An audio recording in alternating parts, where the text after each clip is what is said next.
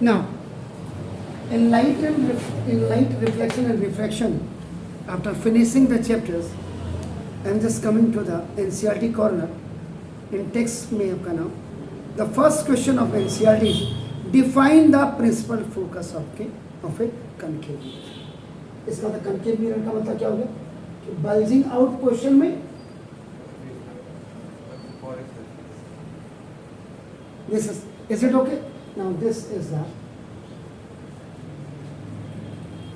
concave mirror. This is the principal axis. This is pole. This is principal focus. And this is center of curvature. इसका मतलब the ray of light आपका देखना this is the ray of light which is coming parallel to the principal axis of the mirror after reflection pass through a point. After reflection, yes, after reflection pass through a point on the principal axis. This point is called the principal focus. Yes, sure sir, clear? क्या बोला मैंने? The ray of light which is coming parallel to the principal axis आपका ना देखो of the mirror, yeah, on the mirror after reflection it has to pass from one point on the principal axis is known as a principal focus of a concave mirror. Clear sir? Please do it. ये ray of light, this is ray of light, this is ray of light, this is ray of light, this is, जब ये मिल जाएंगे तो it will make a beam. Got it? Now our second question of NCERT is the radius of curvature of a spherical mirror is 20 centimeter. What is the focal length? अब देखो इसी में समझा दे रहा हूँ मैं देखो. The distance from the center of curvature, the distance between the center of curvature to the pole is known as आपका नाम R. And R is equal to always 12. ये इतनी is it clear? The distance between the principal focus and pole is आपका focal length आपका हो गया इसका मतलब. अब जब आप सॉल्यूशन नंबर 2 करेंगे आपका नाम होगा जैसे तो ना अकॉर्डिंग टू आपका अगर आप देखेंगे अकॉर्डिंग देखो कभी भी कोई फिगर बनाओगे ना तो वो आपको ज़्यादा चाहे आपका ये बनाया आपने उससे और क्लियर हो जाएगा आपको. तो देखो R is equal to now 2 जैसे मैथमेटिक्स में क्या होता है diameter is equal to twice of radius होता है. यहाँ आपका radius of curvature is equal to twice of focal length होता है. So we have to find out focal length. The focal length is equal R by 2. R is what 20 centimetre over 2 is equal to ये इतना जो था आपके पास R is equal to अपना 20 centimetre था. अब ये इतना F इज इक्वल टू आपका 10 सेंटीमीटर और लेफ्ट में होगा तो जब आप फिगर बनाएंगे और न्यूमेरिकल्स करेंगे आप -10 लिखेंगे. यहाँ पे अभी आप करेक्टर लिखेंगे. Is it clear sir? Third question आपका है एनसीईआरटी का. Name the mirror that can give an erect and enlarge image of an object.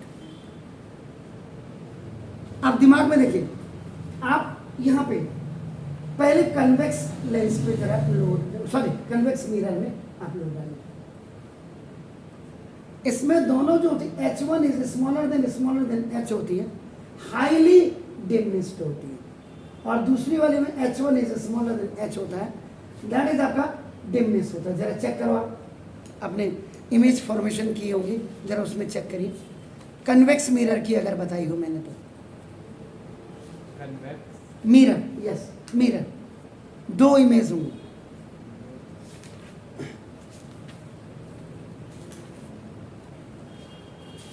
अब अगर आप कनकेव मिरर की आप बात करेंगे तो कनकेव मिरर में आपका नाम देखो जैसे ना 5 होती हैं 5 इमेज आपका जो फॉर्मेशन होती है वो रियल एंड इन्वर्टेड होती है. लेकिन जो 1 इमेज आपका फॉर्मेशन होती है दैट इज आपका वर्चुअल एंड इरेक्ट होती है। और इस वर्चुअल एंड इरेक्ट में आपका देखो H dash is greater than H होता है, तो दैट्स वाई आपका उसको इन लॉस कहते हैं, या और that is also known as आपका magnifying.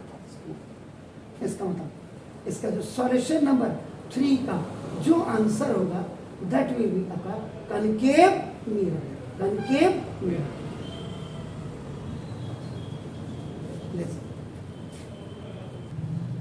Now question number 4 is why do we prefer a convex mirror as a rear view mirror in vehicles? अब अगर आप कन्वेक्स मिरर को याद करें, ये देखो आपका नाम, इसका मतलब दोनों जो इमेज फॉर्मेशन होती है इसमें वर्चुअल एंड इरेक्ट होती है, और दोनों ही यूज आपका नाम रियर एंड व्यू मिरर करते हैं।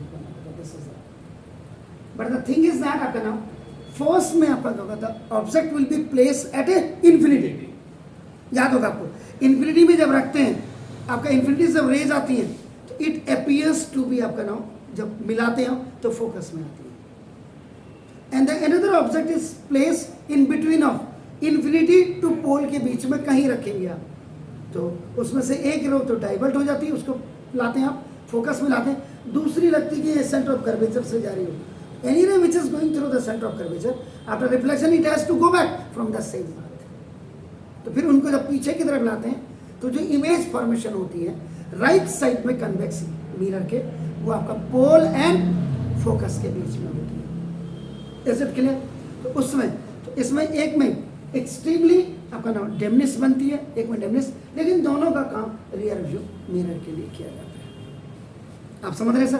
तो ये आपको पहले दिमाग में सारी इमेज क्वेश्चन का आंसर देने से पहले होगा। अब देखो आपका नाम, तो अब आपका जब आप सॉल्यूशन करेंगे तो आप क्या लिखेंगे, वी प्रिफेयर, यहाँ से इसको हटा देंगे वाइड को, इसको पूरा टाइप कर देंगे, we prefer a convex mirror as a rear view mirror as in vehicle आपका नाम ड्यू टू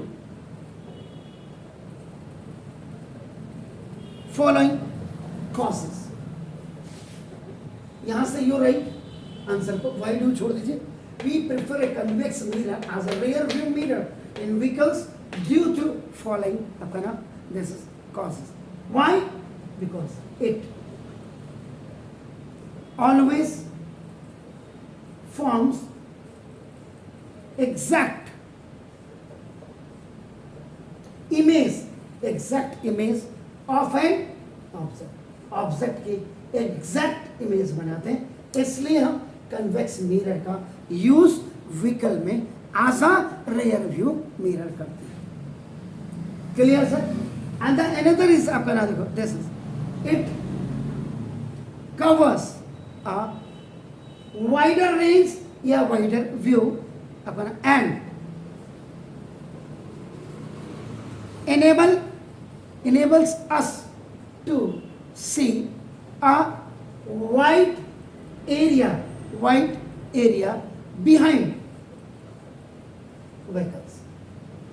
जो व्हीकल होते हैं, दूसरा it covers a wider view, बहुत चौड़ा व्यू आपको कवर करता है, and enable us to see the wide area behind vehicle, हमारे व्हीकल के पीछे कितना एरिया है, कितनी जगह है। इसीलिए इधर से भी आपके और सामने सर के ऊपर भी, कार के ऊपर आपका रहता है, स्कूटी मोटरसाइकिल सब में आपका नाम कन्वेक्स मिरर इसलिए लगाया जाता है। Got it? There are 2 reasons, you have written here. Now question number 5 जो था, क्वेश्चन नंबर 5 फिर वैसे ही था, ये वाला,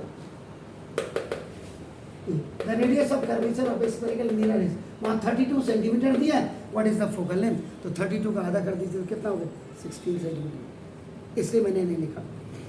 क्वेश्चन नंबर 6 में आप है, a convex mirror produces 3 times magnified real image of an object place at 10 centimetre in front of it, where is the image located. अब आपका देखो नाम दिस,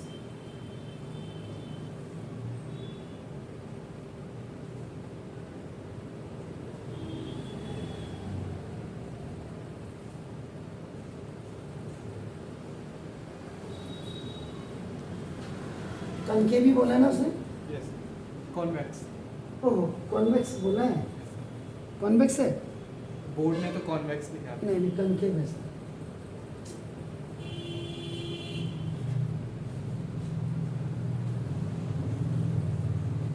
कॉन्केव है। क्वेश्चन में है इसमें है, चलो कोई बात नहीं, कनकेव भी होगा। कनकेव मिरर प्रोड्यूसेस आपका नाम देखो, दिस 3 टाइम्स, कोई बात नहीं आपका देखो। अब आप सबसे पहले बताइए, मैंने क्या बोला था, कनकेव मिरर में हमारे पास आपका क्या होते हैं, 5 रियल एंड इन्वर्टेड होते हैं। इसका मतलब अगर V भी माइनस हो जाए और अगर M भी आपका माइनस हो जाए और अगर H डैश भी आपका माइनस हो जाए, इन दोनों की वजह से आपका नाम real and it gives you the inverted आपका नाम इमेज फॉर्मेशन। इसका मतलब देखो आपका नाम, a concave mirror produces 3 times magnified real image magnified है। इसका मतलब देखो आपका ना निगेटिव, जो निगेटिव साइन होगा आपका ना देखो, ये एस इमेज की अगर ना शो रियल, जो मैंने आपका क्लियर कर दिया देखा पहले। इसका मतलब m इज इक्वल टू -3 होगा। इसकी लीनियर मैग्निफिकेशन की कोई भी यूनिट नहीं होती है।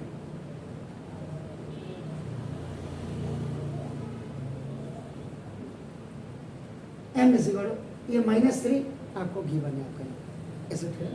और what is saying, object place eight A distance of आपका नाम, जहाँ पे भी अभी हम एग्जैक्टली नहीं बता सकते, तो आपका मैं यहाँ पे इसको अगर मैं नहीं भी देखूँ, इसको देखो तो मैंने अगर ऑब्जेक्ट रखना है मैं कहीं रख देता हूँ। तो ये आपका ये u इज इक्वल टू आपका देखो -10 सेंटीमीटर। अब कहाँ है मुझे ये पता नहीं, जब मेरे पास फोकल लेंथ होगी तभी मैं बता पाऊंगा कि इमेज यहाँ, ऑब्जेक्ट यहाँ रखा है या आपका अगर ये 10 है ये 20 है तो यहाँ रखा हुआ, कहाँ रखा हुआ, ये बात की बात है। हमें तो सिर्फ उसने बोला कि आपका प्लेस 10 से इन फ्रंट, इसके सामने, इस वर्ड की वजह से, इन फ्रंट की वजह से I am keeping it here. इसका मतलब u is equal to -10 centimetre आपका हो गया, ये भी गिवन है। क्योंकि in any situation either that is the virtual or real image, object will be always placed on the left hand side of the mirror। ये तो दिमाग में हमें साइन कन्वेंशन आपका तो दिया है। Now linear magnification m is equal -v upon u, ये फॉर्मूला यूज किया।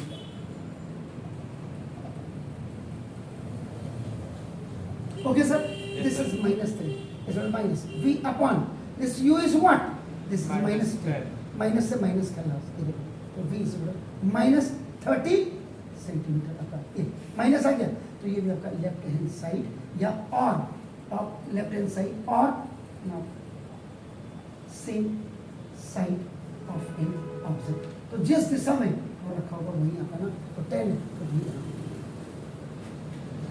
क्लियर। अगर सपोज के लिए f और इसकी पोजीशन दी गई आपको बराबर, तो 20 यहाँ, इसका मतलब बियॉन्ड हो गया। क्लियर सर, बाकी तो this is v is equal to -30। क्या कह रहा था, where is the image located, image will be located at a distance of 30 centimetre now in front of, लेकिन क्या होगी, इन्वर्टेड होगी। What is sir, please do it now. मतलब आप जो क्वेश्चन कर रहे थे, पहले आपने क्या करना, मैंने आपको पढ़ाया, एक्सप्लेन कराया, चैप्टर पहले what at a one glance लिखाया, उसके बाद फिर चैप्टर आपका जो है आपको पढ़ाया, देन आपने न्यूमेरिकल्स आपका यू हैव डन। अब आप क्वेश्चन आए एनसीईआरटी की कर रहे हैं। इसका मतलब आपको टीचिंग के बाद, अगर कोई टीचर आपको टीच कर रहा है, टीचिंग पढ़ाने के बाद आप दूसरे नंबर पे आप क्या करेंगे, रिवीजन करेंगे। रिवीजन करने का फायदा क्या होगा, you can make some notes बना सकते हैं।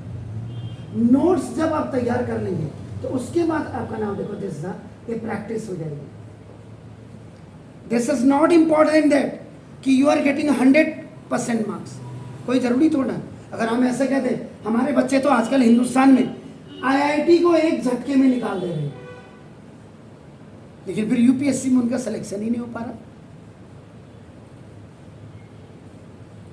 आप समझ रहे, तो ये चीजें हैं। आज का जो रिजल्ट है वो कुछ भी आया हो, देखो जो भी बच्चा आया हमारे हिंदुस्तान का बच्चा तो 100 लाया, 99 लाया, 98, लेकिन to bring the marks over 95 is not a criteria.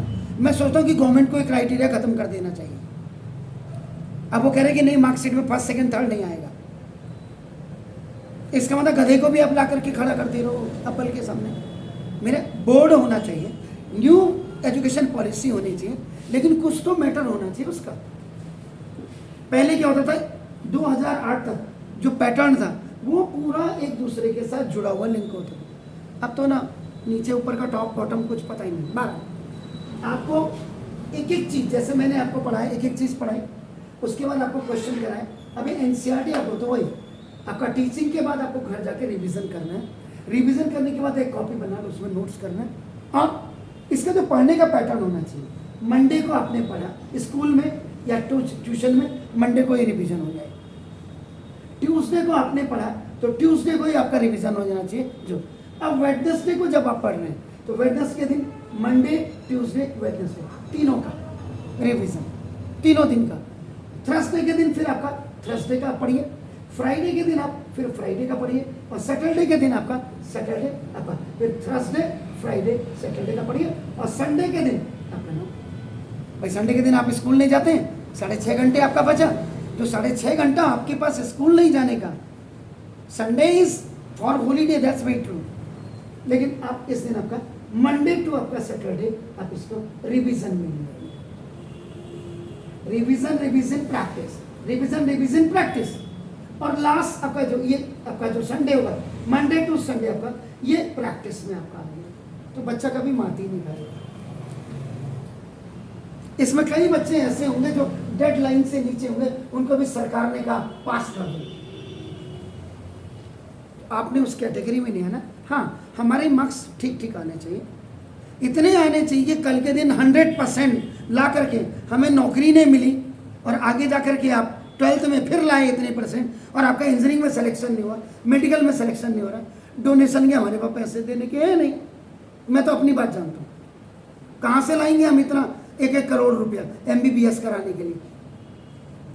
इसलिए इतनी नॉलेज होनी चाहिए कि गवर्नमेंट इंस्टीट्यूशन से आपका, अभी तो प्राइवेट में पढ़ाते ही बड़ा अच्छा लगता है कोई भी, लेकिन फिर हायर लेवल के लिए आपका पेरेंट्स भी कहते हैं यार हमारा इंजीनियरिंग कॉलेज सरकारी में हो जाए तो ज़्यादा अच्छा है, क्योंकि पता है सरकारी में होगा तो सरकारी नौकरी मिल जाएगी। ये हमारे पेरेंट्स के अंदर एक जो बुद्धिहीन वाली भावना है, कहीं से भी पढ़ो, आपकी रिफ्लेक्शन और रिफ्लेक्शन दोनों परफेक्ट होनी चाहिए।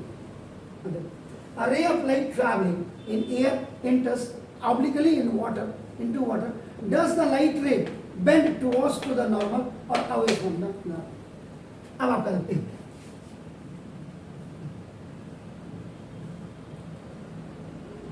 This is the glass slab. मैं ग्लास स्लैब की बात कर रहा हूँ आपका। अगर आपका देखो ये, this is the Airy medium, Airy medium से जब डेंसर मीडियम में जाती है, डेंसर मीडियम में आपका देखो ना, अगर ये नॉर्मल है आपका ना देखो, तो ये नॉर्मल की तरफ आपकी क्या हो जाती है, झुक जाती है, it bends towards the normal. ये इंसिडेंट रे थी, और आपका देखो ये रिफ्रैक्टेड रे।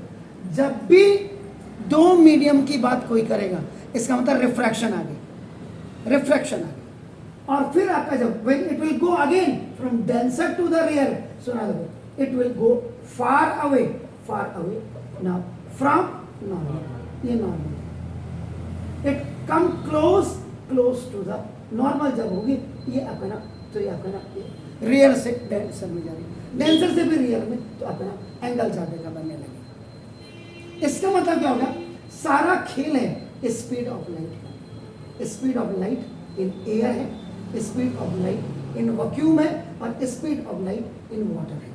वाटर में 2.25 into 10 to the power 8 metre per second होती है, इसमें 3 into 10 to the power 8 metre आपका, और इसमें 2 into 10 to the power 8 metre per second आपका होती है। Is it clear? अब इतनी चीजें अपने दिमाग में रखने का मतलब, इसका मतलब अरे अभी पूछ रहा है अरे of light travelling in air inter, अब ये वाटर में आपका दूसरा, अभी तो मैंने वो एयर, अब ये इंसिडेंट था आपका ना, ये वाटर के अंदर आपकी भूल। इसका मतलब स्पीड देख लीजिएगा आपका नाम देखो जैसे ray will bend towards to the normal as the speed of light decreases when ray enter from air to water from rare. इसमें भी आपका ना जो आएगी ये आपका ना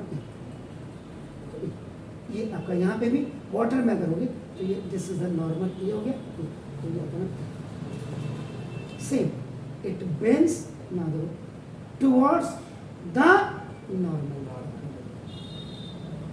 clear sir? Please do it.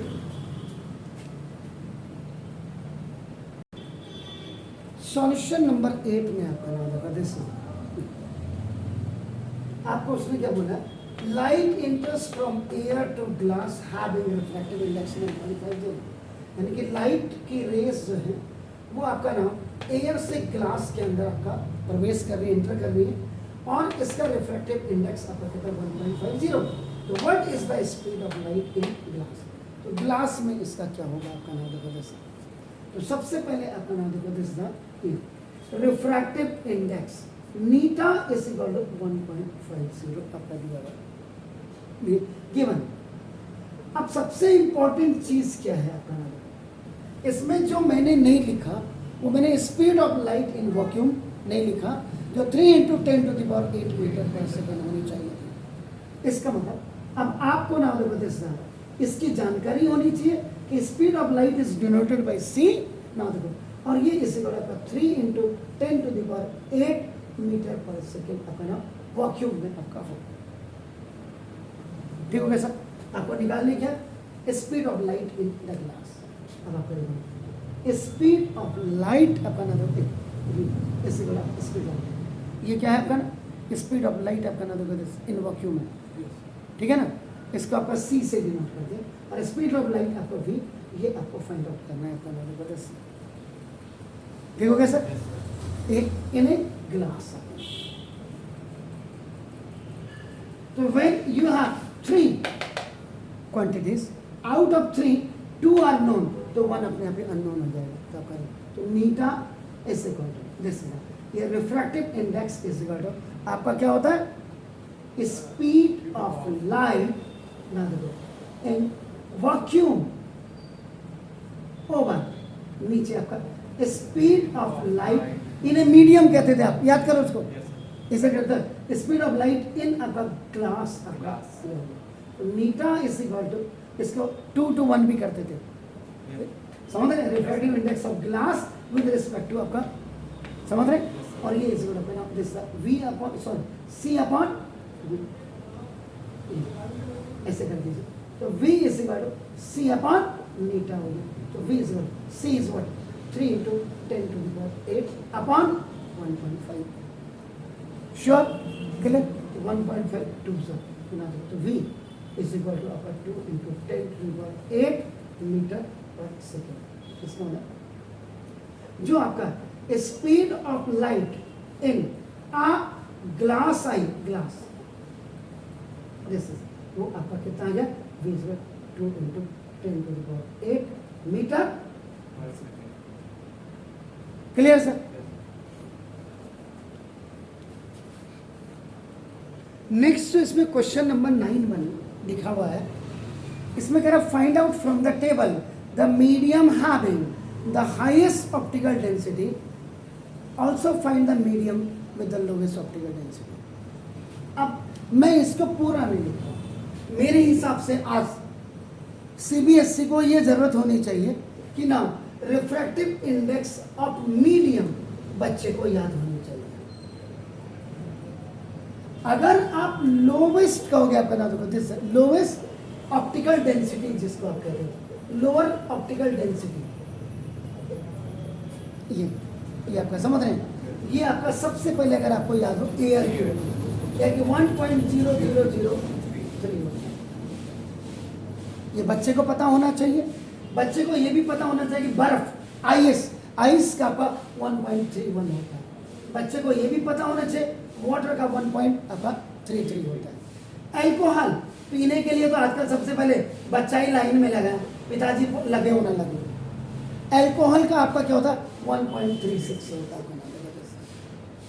है। कैरोसिन ऑयल, टार्पेंटेल, बेंजीन, क्राउन, आपका क्राउन ग्लास, ग्लास का भी पता होना चाहिए बच्चे को। और मजे की बात है, हम आजकल शॉल्ट खाते हैं, नमक, रॉक शॉल्ट। एक तो आयोडीन वाला नमक होता है, वो खाना भी नहीं चाहिए, लेकिन रॉक शॉल्ट इसकी जो डेंसिटी होती है, रिफ्रैक्टिव इंडेक्स, दैट इज अपना 1.54 होती है रिफ्रैक्टिव इंडेक्स। रिफ्रैक्टिव इंडेक्स कम होगा, if the refractive index is less, तो इसका मतलब लोएस्ट ऑप्टिकल डेंसिटी होगी, याद रखिएगा, आप समझ रहे हैं। और हाईएस्ट होती है डायमंड की। डायमंड की तो रिफ्रैक्टिव इंडेक्स होती है 2.42 रिफ्रैक्टिव इंडेक्स होगी। तो जिसका रिफ्रैक्टिव इंडेक्स जितना ज़्यादा होगा, इसका मतलब उसका हाईएस्ट ऑप्टिकल डेंसिटी होगी।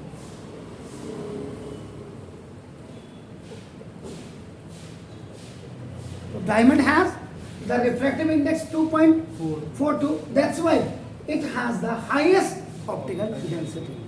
ऐसे सफायर का होता है, सफायर भी दो होते हैं, मैंने कहा था, एक आपका येलो सफायर, एक आपका ब्लू सफायर। अभी खाली सफायर करा तो 1.77 होती है, ये आपका डायमंड से नीचे होगा। उससे नीचे होती है रूबी की, रूबी की 1.71 होती है, अगर आपने देखा होगा। उसके आगे फिर नीचे आप आ रहे हैं तो डेंस फ्लिंट ग्लास होती है, उसकी 1.65 होती है। कार्बन डाइसल्फाइड की 1.63 होती है। ऐसे मतलब ये कम से कम ऊपर के ये इतने आपका, फिर ये तो आपका बच्चे को याद होना चाहिए मेरे हिसाब से। Is it clear? फाइन। अब इसमें आपका नाम, आपको उसने नेक्स्ट क्वेश्चन दे दिया। नेक्स्ट क्वेश्चन आपका 10 दिया हुआ, 9 में तो ये हो गया। इसमें दिया हुआ you have given kerosene, you know kerosene होता है, केरोसिन की रिफ्रैक्टिव इंडेक्स अगर आपको याद हो तो कितनी होती है? 1.44। हमारा राइट सर। उसके बाद टर्पंटाइन, टर्पंटाइन की भी हमें इसलिए याद होनी चाहिए क्योंकि हम उत्तरांचल में रह रहे हैं। तारपीन का तेल हमारे इधर से बनता है, सुमेसर, मनान, रनवन मनान, ग्वालदम, ये सब आपका यहाँ, क्योंकि चीड़ के पेड़ जहाँ होते हैं वहाँ आपका लीसा निकलता है, लीसा से तारपीन तेल बनाया जाता है। लीसे के पेड़, आपका जो चीड़ के पेड़ होते हैं उनमें कट मार उसकी छाल निकाल दी जाती है, और उसके बाद इसमें आपका ना हुपर लगा दिया जाता है, इसमें बढ़ जाता है। उसके बाद इसको 16 लीटर वाले कनस्तर में डाल के फिर फैक्ट्रीज वगैरह में ले जाया जाता है। तो टर्पंटाइन ऑयल, तारपीन तेल की जो होती है 1.47 होती है। एंड वाटर की आपकी कितनी होती है? ऊपर देख लीजिएगा वाटर की कितनी है? 1.33। Suppose 3 mediums we have and we know about the refractive index of this all. तो आपको कह रहा है use the information above the question table. तो क्वेश्चन टेबल में इनको करो। आपको पता क्या है? n इज इक्वल टू आपका क्या होता है? मीटा is equal to c upon v। Refractive index is equal to speed of light in vacuum upon speed of light in medium आपका हो गया। इसका मतलब क्या हुआ? ये ऊपर गया तो v इज इक्वल आपका क्या होगा? c अपॉन मीटा। इसका मतलब ये speed of light in medium is directly indirectly proportional to 1 upon मीटा। ठीक हो गया सर? इसका मतलब ये हो गया, इसका मतलब इन द मीडियम विद लीस्ट, अगर देखो ये ट्वाइस होगा तो ये आपका 1/2 होगा। इसका मतलब अगर रिफ्रैक्टिव इंडेक्स घटेगा तो speed of light in medium बढ़ेगी, और अगर रिफ्रैक्टिव इंडेक्स आपका कम होगा मीन्स 1/2 हो जाएगा, तो ये आपका क्या हो जाएगी? जस्ट डबल हो जाएगा। तो because it is inversely proportional to it. आप समझ रहे हैं? In the medium with least refractive index the speed of light is maximum, क्योंकि इनवर्सली प्रोपोर्शनल है। अगर मीटा इज इक्वल टू 2 हुआ तो v इज इक्वल टू 1/2 होगी, और अगर मीटा इज इक्वल टू 1/2 हुआ तो 1/1/2। ये देखो मैथ का फॉर्मूला लगा, a is separate, b by c separate, ac by b। तो आपका उस समय v speed of light in medium आपका मिनिमम हो जाएगा। ये मिनिमम तो ये मैक्सिमम, ये मैक्सिमम तो ये आपका मिनिमम। इसलिए among kerosene oil, turpentine and water speed of light is maximum in clear हो गया सर? क्योंकि पहले आता है आपका नाम क्या आता है? पहले क्या आता है? वाटर, वाटर के नीचे फिर केरोसिन ऑयल आएगा, और केरोसिन ऑयल के नीचे टर्पंटाइन आएगा। आप समझ रहे हैं ना? तो आपका ऐसे क्वेश्चन ऐसे होता है। Please do it.